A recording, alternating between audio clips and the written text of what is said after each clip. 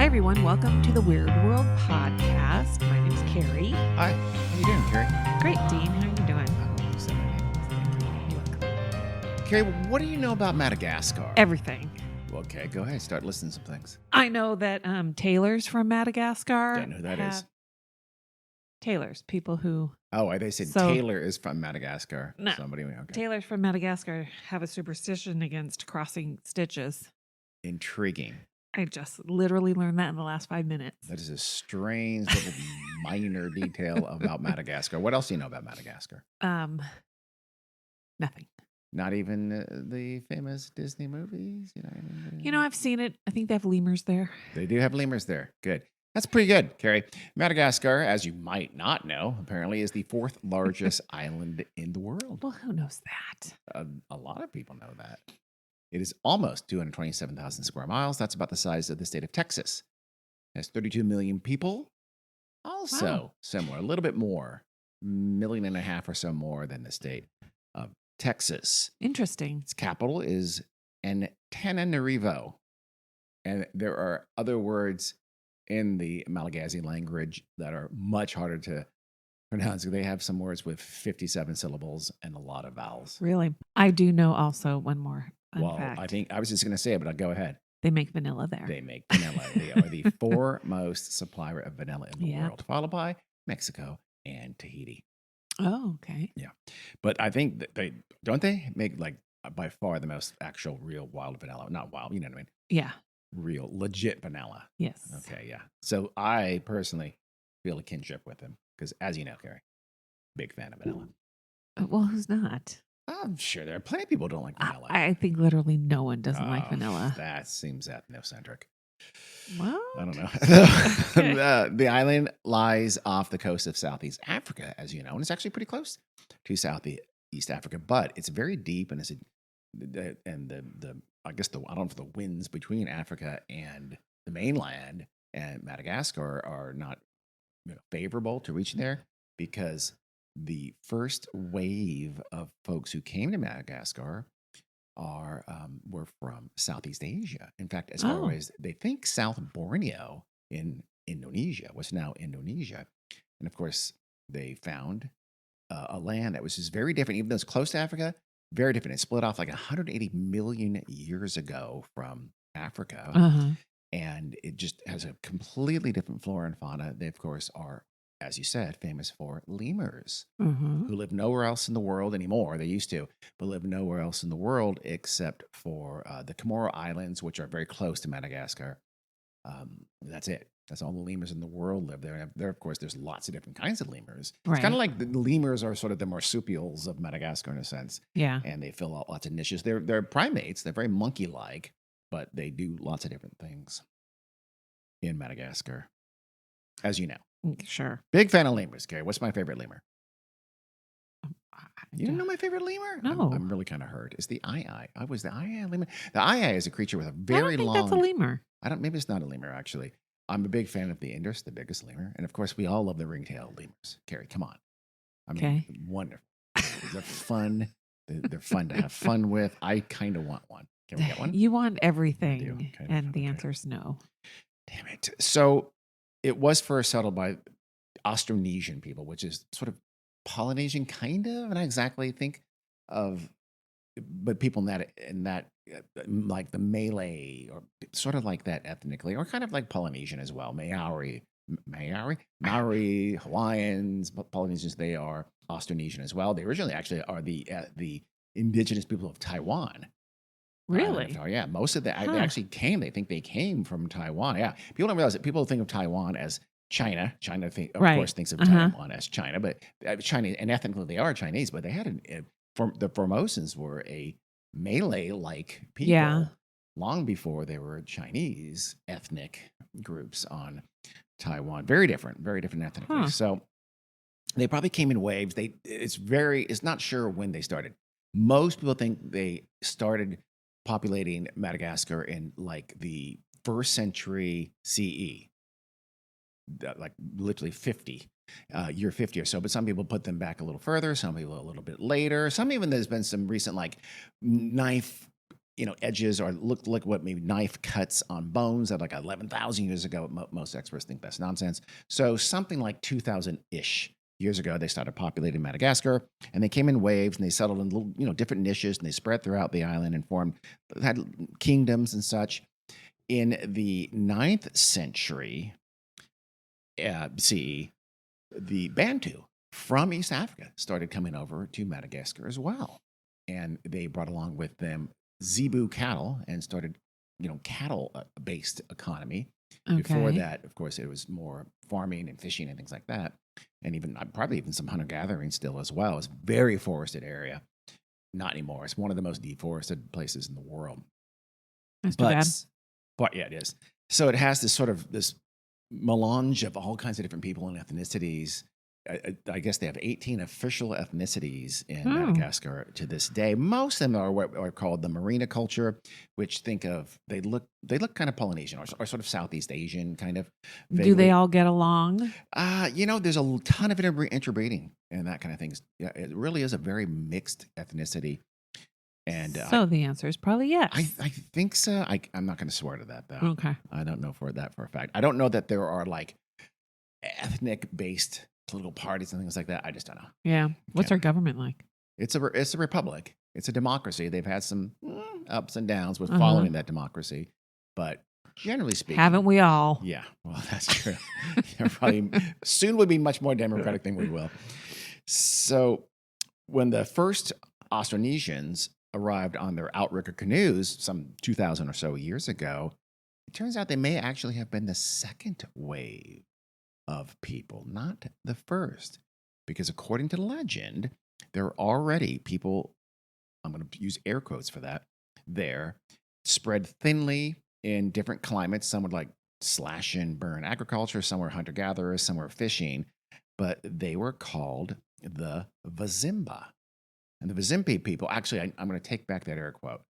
I'm getting ahead of myself here. The Vazimbi people were undoubtedly people, Okay. but they were I was said to gonna be say that. small. Yeah, Okay. they were smaller though than the Austronesians who came in, say, 50 or 100 CE. Mhm. And some people even think they may have been a pygmy peoples.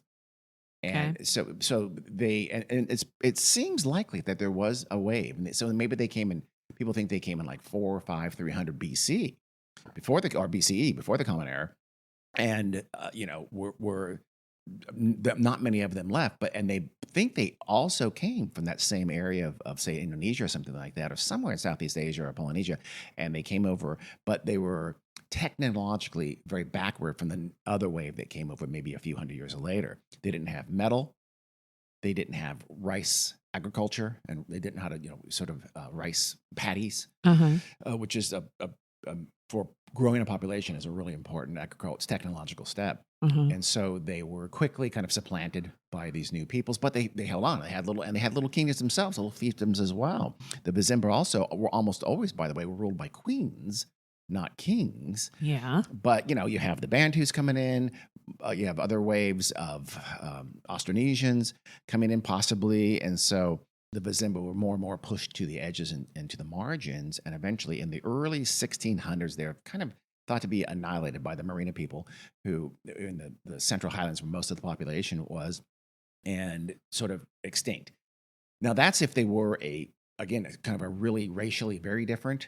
But a lot of people think, no, they were probably just an early wave. And maybe they were a little bit smaller and a little bit more technologically backward than the wave that came in and became to dominate Madagascar. But they probably just were essentially ethnically assimilated into the population. There certainly was already interbreeding between the two, because one of the leading kings, Marina kings, who helped push aside the Vazimba, was actually half Vazimba himself, or at least partially from one of their queens, who was an ancestor of his. So there was interbreeding from early stage. So that's interesting. But they could have been a maybe a pygmy, or at least a very small human population there even before. What is the definition of pygmy? Like, how small do they have to be? I don't know, but a lot smaller. Yeah. I don't know. I bet you under 5 feet though. Yeah. But I'm not 100% positive on that one. So you feel like you're learning kind of a travelogue / history lesson of Madagascar, don't you? And this Yes, is I do. a quick cryptid corner. Did I not say that? I may have been neglectful there. So we're going to get to that right now, as a matter of fact, because even before the Vizimba, there may have been another, now I am going to use air quotes, human-like creature living in Madagascar. And in recent years, there have been many sightings of this creature that is called the Kalanoro. Kalanoro. This is a cryptid. At least I like to think it is. In fairness to me, it could be human. In fairness to being on Quick Cryptid Corner, most people in Madagascar think of it as an animal, not a human. Really? But we're going to Okay. describe it now. It's very humanoid. It certainly has human-like features to it, which of course could make it some kind of a primate, couldn't it? So it's a strange little beast. It is very hairy with kind of like usually some spiky tufts of hair along its back. And it stands about 3 feet tall. So it'd be much smaller than any hominid. Yeah. And some even say like 2 feet tall. Never more than maybe 3.5 feet tall at the most. So 2 to 3 feet tall, generally speaking. Let's call it 3-ish to be nice. And it's bipedal, so it walks like we do. It has arms and legs, just like we do. It has a head. It looks very hominid. Yeah. Ish, but it has very sharp teeth and powerful claws. So they're like talons on these hooked fingers, really sharp and powerful claws. Okay.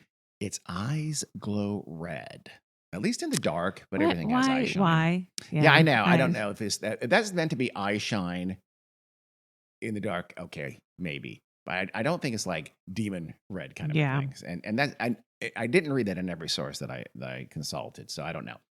Most interestingly, though, and this isn't all the sources because it's a major characteristic of the Kalanoro, is that it has backward-facing feet.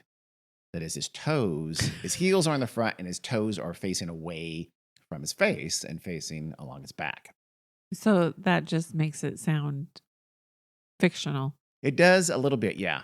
Because is there any real no animal that does that? You know what it does? It actually sounds like it could be like a more tree dwelling, but it's said to be ground dwelling creature. Because right, you can see it how if it had grasping feet or something like that. From what I can tell, though, the feet are supposed to be more or less human feet. They just go backwards, and it's part of the legend around them is that this makes it impossible to track them because you're always going the wrong way. You're going where it came from, not where it's going to. Yeah. Obviously, if you think you're tracking a Kalanoro, you just turn around. That's all you do. And then you trace it going backwards. It's like, oh, that bear has claws. Oh, it's walking backwards. We're stumped.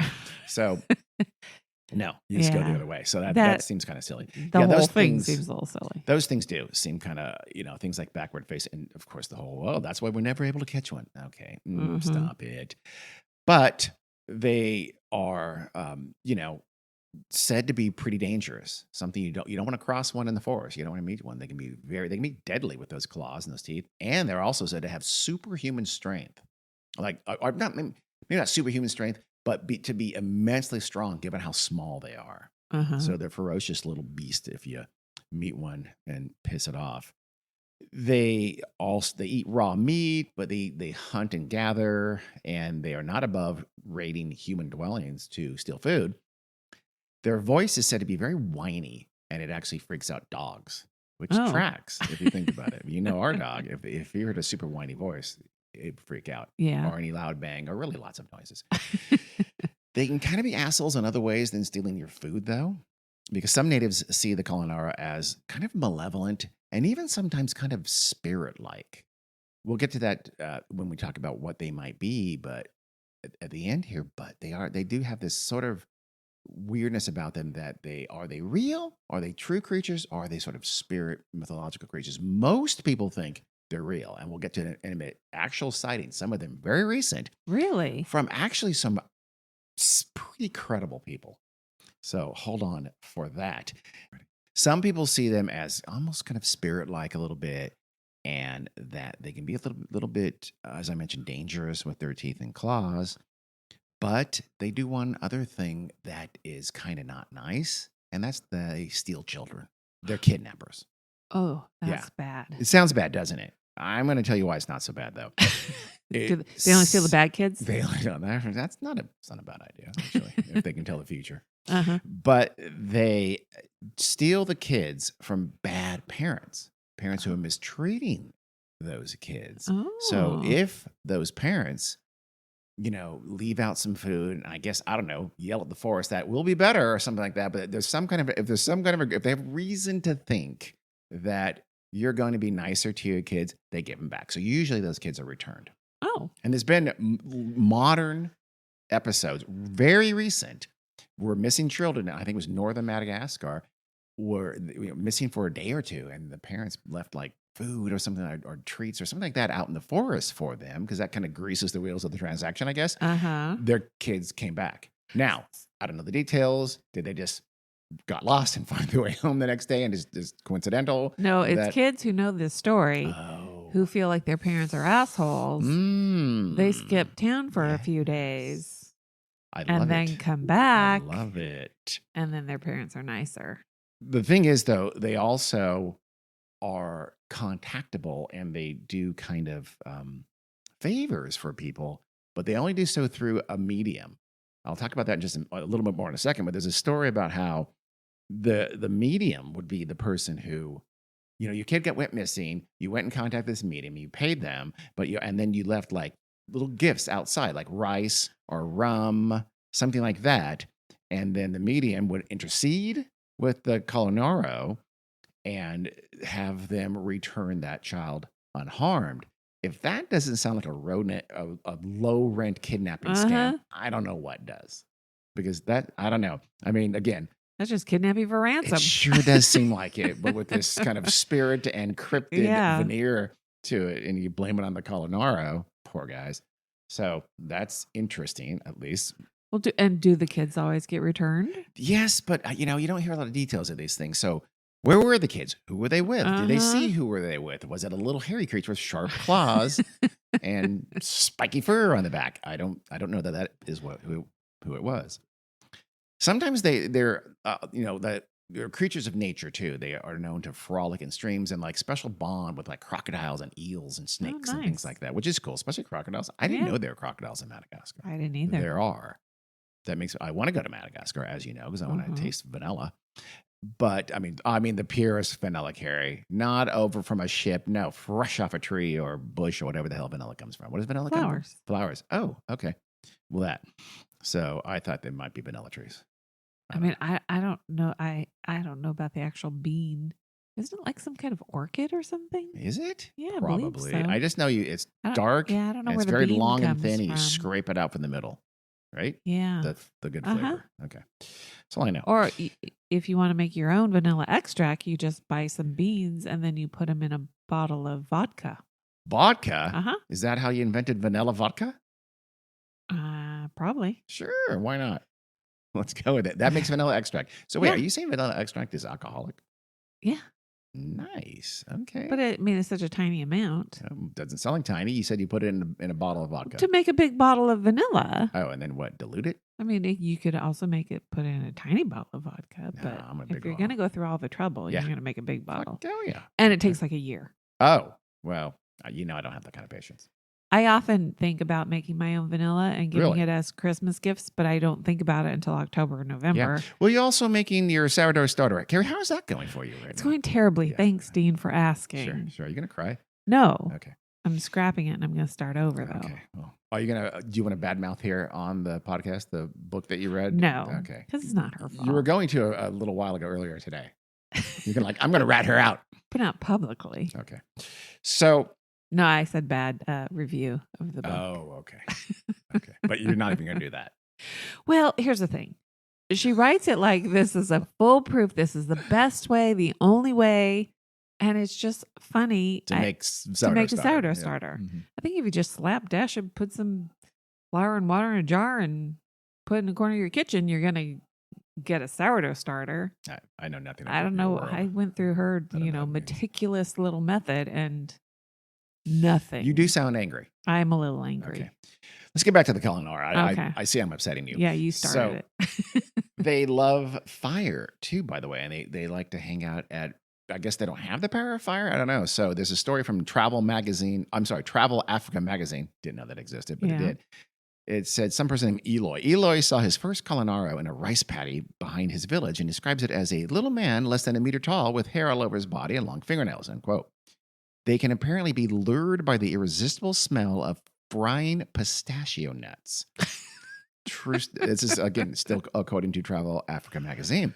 But attempts to catch them are unusually unsuccessful because, boom, their feet point backwards. Sure. And hunters invariably track them in the wrong way. That was the wrong quote I just read, but let's stay with it because. How do they walk? I don't know. Yeah, it wouldn't be. I mean, you could. It's not. I mean, yeah, it seems like you'd fall forward a lot. Yeah, maybe just lean back. They put their weight back, and they just learn how to do it. Their bottom of the legs a little bit forward. I think it's fine. Okay, so that was the frying pistachio story. I know I have a story. I'll get to it eventually about them and campfires, but the medium can also intercede for you, not just when your kid is kidnapped with the Kalanaro, but just generally things. So you go to a medium and you have to visit the medium at night if you want to contact a Kalanaro to help you, I don't know, with answering questions or just help you in life in some form or fashion, right? Because again, they're seen as kind of, there's a spiritual element to them beyond an actual real creature element. Are they wise? Apparently, or something? I'm going to have to say yes. Or somehow they can intercede and help you out. But I'm assuming they don't have language. I mean, do they speak? I don't think so. Okay. No, I've never heard that. But so you go to the medium, you visit them at night. And by the way, you can only interact with them through a wall or closed door, red flag alert. And when the medium begins, so the medium like goes into a trance. And they don't use the word channeling, but that's what the medium does. And you know it's the Kalanaro speaking through the medium when their voice becomes nasally and high pitched. Oh, because they have whiny voices. Yeah, exactly. Yeah. There you go. So and you know the medium, I don't know, gives you the lowdown. Gambling, I don't know. I'm not sure exactly what they help you with. Their hair is magic though. So not only does it give them their strength, Samson-like, it's said that the hair gives them that kind of immense strength out of proportion to their size. But there are some native herbalists in Madagascar. They're called moises, and they make potions from Kalanaro hair. They grind it up and they use it for different potions and in part like mystical powers or something like that. Okay. So that's cool.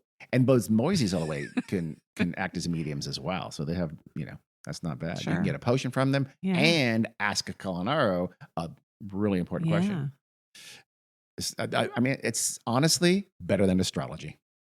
I 100% mean that. Well, one of the reasons, by the way, you'll go to the medium is you think you did something bad and you pissed off a Kalanaro, like you invaded their space in the forest or something like that. I think there's other reasons, but that's one of the reasons. Okay. So I mentioned sightings. There's been lots of sightings. In 1924, the ex-governor of Michigan named Chase Salmon Osborne said he saw a Kalanaro in Madagascar.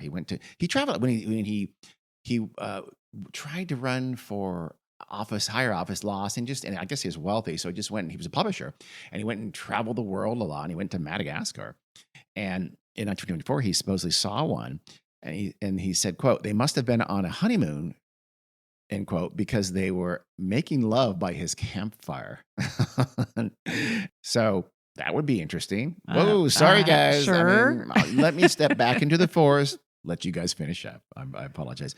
Professor Joe Hobbs of the University of Missouri in Columbia, he's in the Department of Geography there. He was in May of 2000. He went and he was in Michigan and he was studying the Kalanaro and talking to locals about it. And he said he talked to people in various places. They lived in like caves. The locals say, yeah, we know about them. We consider them animals. They live in caves not too far away from here. They were considered sacred.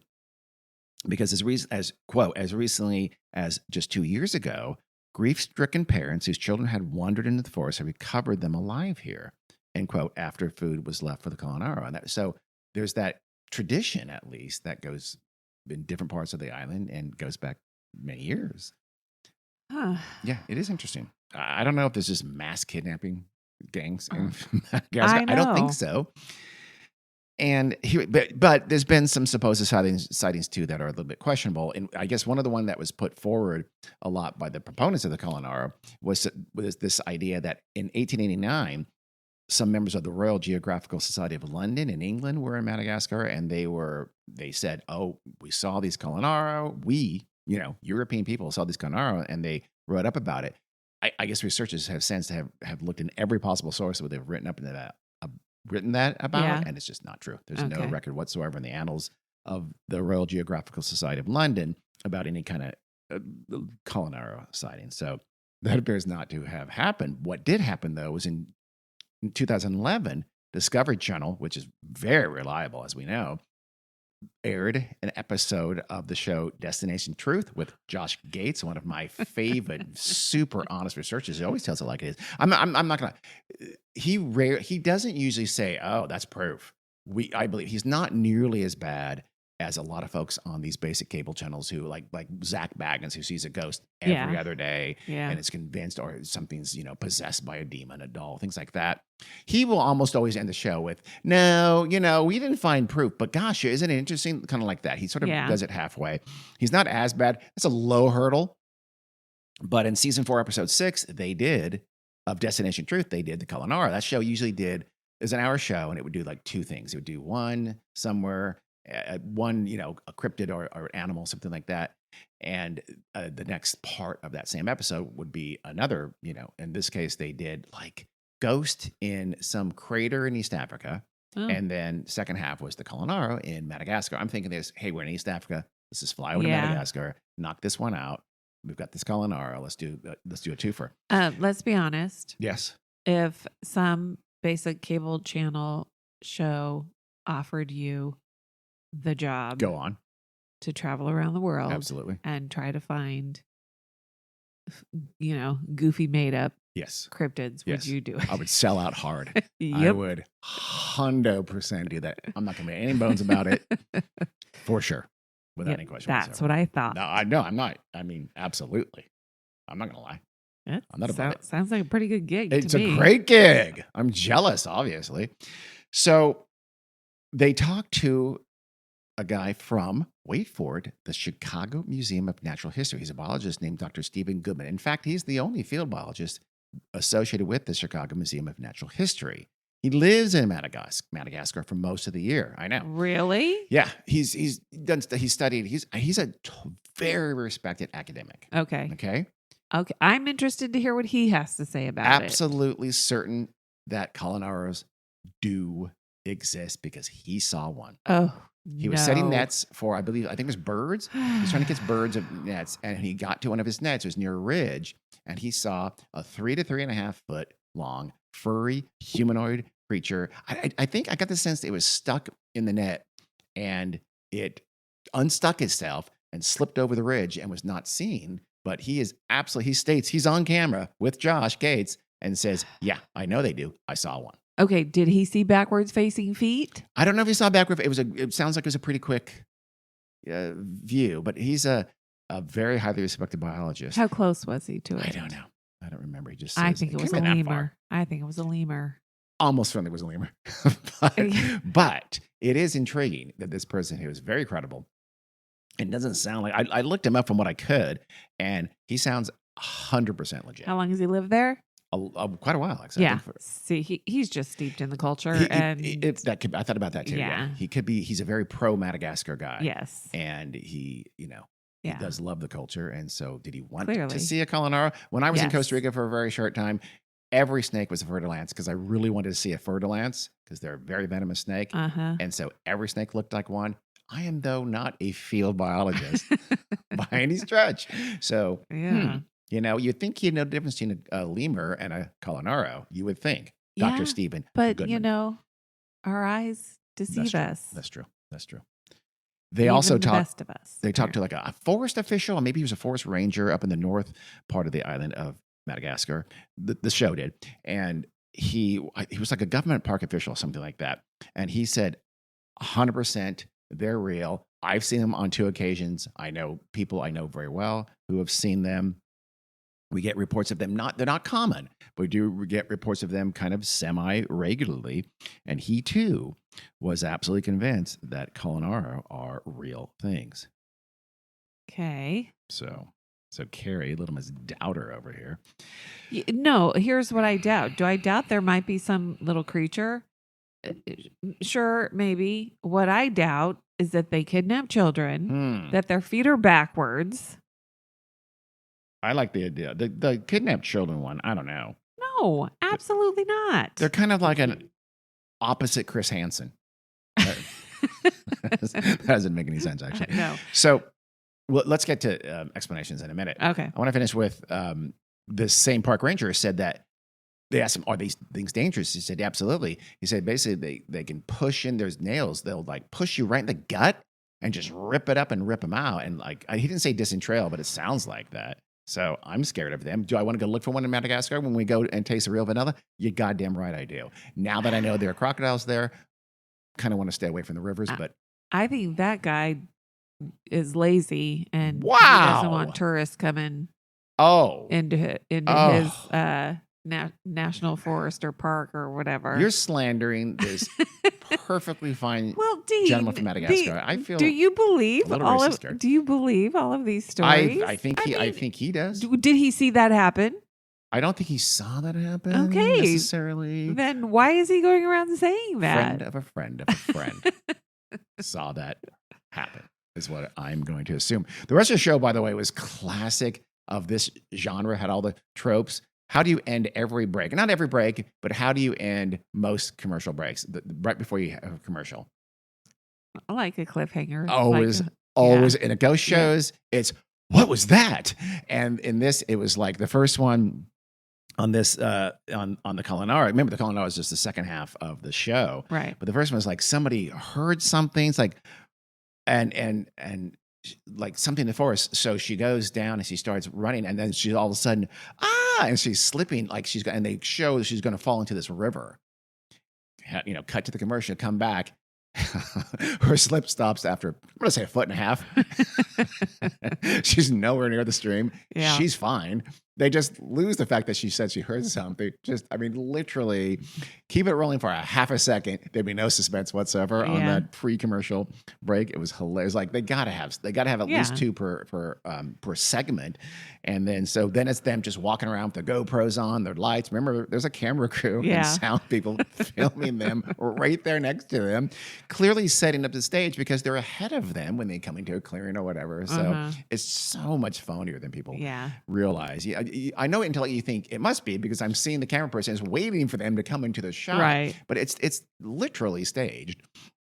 I mean, you do have the GoPro things, but you have all these stage scenes all the time. And by the way, why does it always have to be goddamn at night? Yes. I know the answer because it's spookier. There's no reason to do that. It's not like, they're nocturnal. No, there's no one says they're nocturnal. Go do this shit in the daytime when you can see a lot better. Yeah. No, that's not nearly as interesting. It's hilarious. It's a tell though.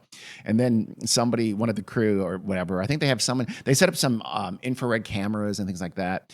And one of them says, Josh, I see something. He's like, I'm going there. I'm going. I'll be there in 1 minute to the camera. And so they run to the camera and there is actually nothing whatsoever. There's nothing there at the camera, but they do catch sight using one of those FLIR, F-L-I-R, one of those thermal cameras. Yeah. It catches heat. They see something, and it looked, honestly, I'm not going to lie, it looked bipedal to me. Yeah. Of course, that could have been a lemur, bounding away. Lemurs walk all fours. Right. But you see kind of a vague, that orange yellow shape amongst deep green or purples or blues is how those thermal cameras convey. Right, yeah. Can't really make much out. It looks like a blob, more or less. Then they find what looks a little bit like a footprint. You saw that. You came in actually when I was watching it. You came in and saw that footprint. Yeah. It was a little bit of a muddy dent in the grassy, muddy part of the forest. It did look vaguely like a footprint, kind of. Maybe. I guess. And they're wondering, is that a kid? There can't be any kids around here. There's no kids around here. I mean, probably not, but there might be. Well, certainly not at the moment, but And then and of course they have to have a cliffhanger for the break. So they have another infrared shot of something moving through the forest. And you have Josh Gage that yells, "He's on the move! He's on the move!" Exclamation point. Break, come back, and it's like, no, we didn't see any. No, I'm sorry. The thermal shot, they go, "Now we're pretty sure that was a lemur." Oh, okay. And then he ends it with, again, to his credit, they say, "Okay, we're pretty sure the shot was a lemur. The footprint, we're not sure." They did say this, that they thought the conditions were too wet to do a cast, which makes absolutely no sense whatsoever. It's just you're pouring a liquid in there. Actually, the moist ground would actually make that easier to do. But let's be kind. And they say, "No, we don't think there's a Kalanoro. We don't think we saw any evidence of a Kalanoro." But it's like, who knows? And you kind of have to end that kind of a show on that kind of a note. I get it. So what is it? What is this Kalanoro? Most people think it's what you think. A lemur. Yeah. Some kind of a lemur. It could even be the size of it, and it's the fact that it lives on the ground. Some folks think it might be a memory of extinct larger lemurs that were around. Yeah, because I was going to ask, that seems big for a lemur. It is big for a lemur. Yeah. The biggest lemur is an Indorus, and it's, oh God, I can't remember, but these things, it wouldn't be, actually it might be 3 feet tall, but they don't walk on 2 legs. Yeah. And again, lemurs are like bears. They can walk on 2 legs awkwardly with their arms out for a short while. Yeah. But not, the legends of the Kalanoro wouldn't make it bipedal if that was true, right? Because lemurs do that uncommonly. But there were some lemurs that did live on the ground. The Archaeo lemur, there was a thing called the sloth lemur that was bigger and lived on the ground.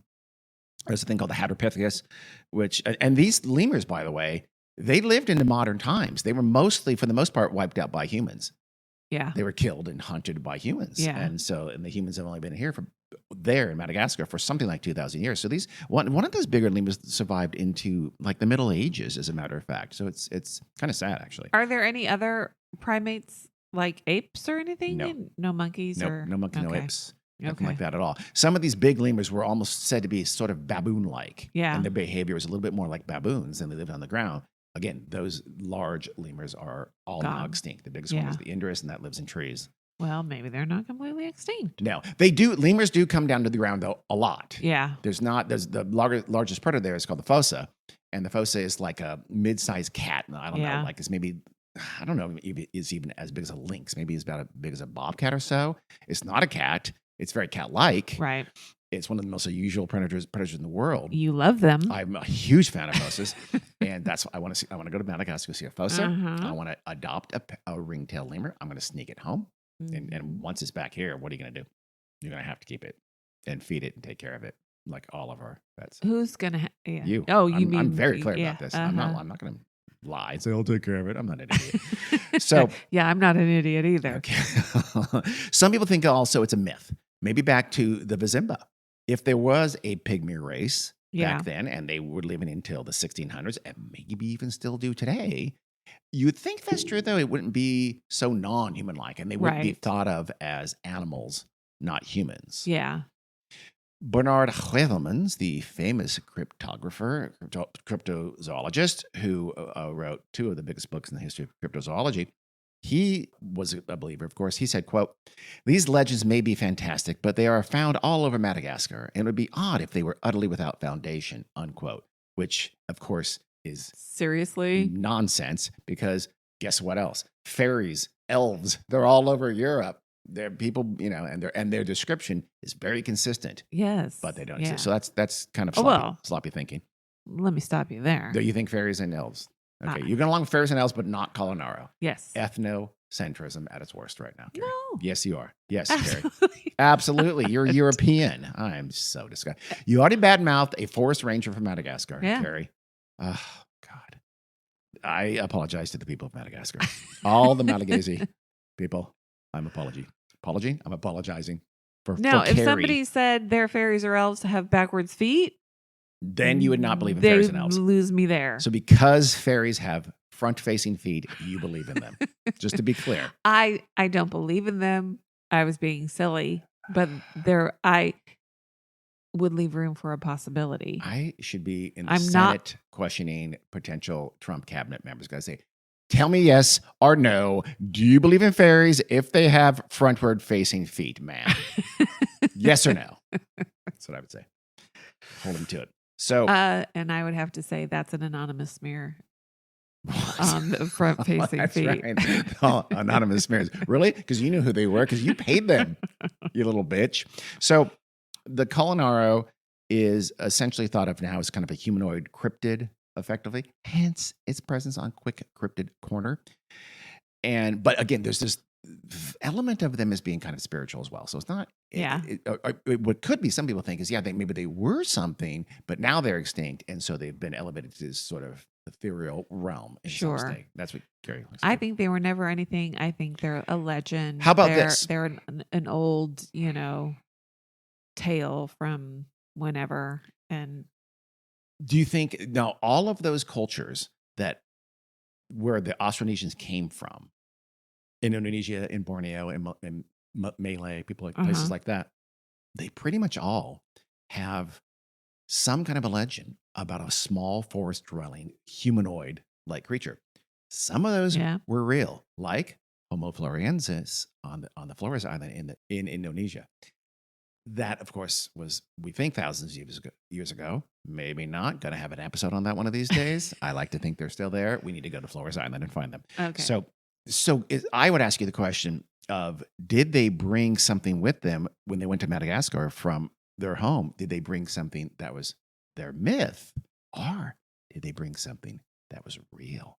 Did they have some with them on those outrigger canoes? And they let them loose into the forest and they became the Kalanoro. I choose to believe the latter. And I hope you do too. No, I don't. But damn it. They brought their myths. They brought their stories. Yeah, I suppose. And when they first saw lemurs were very strange to them. They were like nothing they had seen before.